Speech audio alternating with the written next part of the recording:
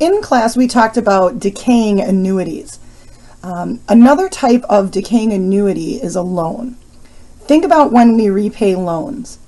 Not only are you repaying loans using equal periodic payments, that's what makes it an annuity, but as you repay that loan, what happens to the starting balance of the loan?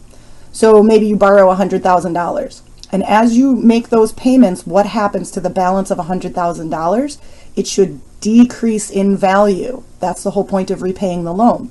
So it's going to decay all the way down to zero as you make those payments.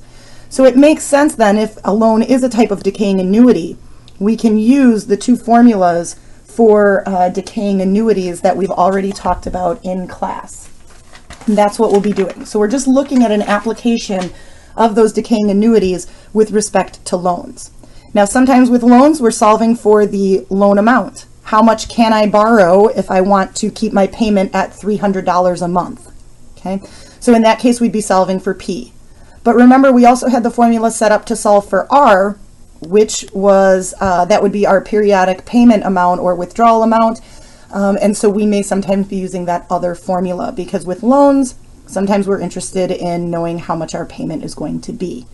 In the upcoming examples, in the upcoming videos, excuse me, we're gonna explore amortization of loans and look at some different examples.